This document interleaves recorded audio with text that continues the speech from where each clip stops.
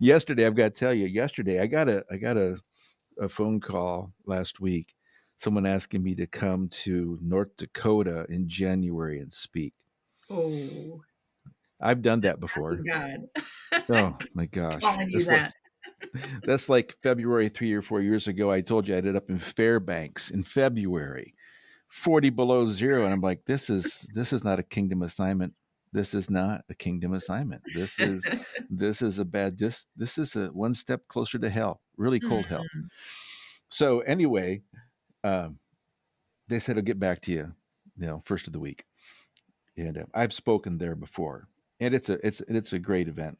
mm, And so, but yesterday, like late afternoon, I got a text back because me, like my beginning of my other podcast, my Square Peg Round Hole podcast, my Timothy Eldred page, I flat out say that I'm a bourbon drinking, pipe smoking, Jesus yeah. loving, moron.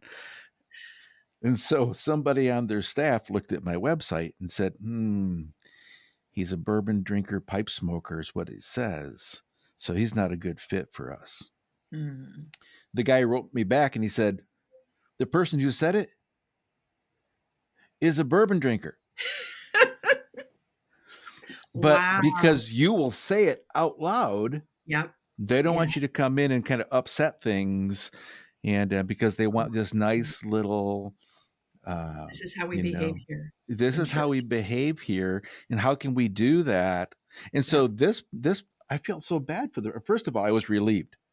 I was really Mm. relieved. Like, thank God I did not want to go to Bismarck in January because the next week I have to be in Florida. So, from Oh, Bismarck to Florida, that's a good way to get sick. That's just yeah. drastic weather, climate change. So I don't want to do that to my body.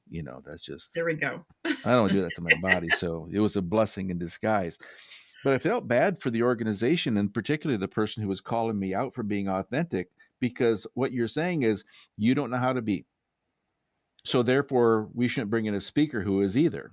Mm. Let's just continue to play this little game that we've created to make ourselves feel safe. And I mean, I've just read way into that, but I don't think I've read into that. I think that probably is an accurate summarization of Yeah. the situation that we're trying to tackle in Yeah. the authentic pastor. Yeah. And I think our pastors are so tuned in right now to litmus test questions. Mm-hmm. Um, it's like, okay, if this person says this, how will my congregation respond? Or the congregation lets them know. It's like, oh, bourbon drinking?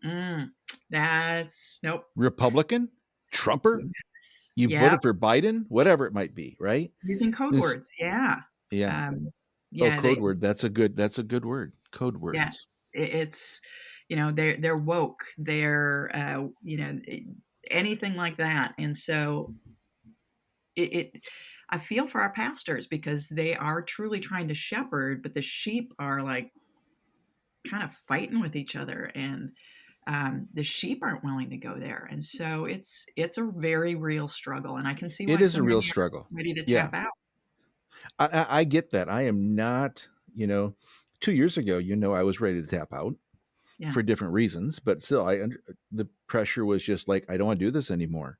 yeah. This is no longer fun.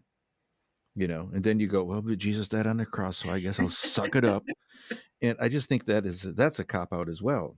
Um, but if your people, we don't know how to navigate those conversations. We don't know how to be the bridge in those conversations. People don't want to be connected. We're used to the division. Hmm. We function Gives us pretty well in, energy. in chaos. Well, yeah, because if I'm right, you're wrong. And I feel a whole lot better about myself, even if it's, a false sense of security. Yeah, I get energy if I argue with you, or Yeah. with argue with a straw man. There's something very anger just covers a multitude of crap. And so I think if pastors who are spiritual leaders in the body of Christ, if we can't figure this out, it really worries me because people are watching our example. Hmm. And so I picked up the phone and I called my sons who work with me and make my life a whole lot better because they're smarter than me. and said, hey, we're not going to North Dakota because someone read my website. And the response was, great, because we Mhm. aren't changing who you are Yeah. for one organization or one group, because that's against everything we believe in as a company, as an organization, as a family.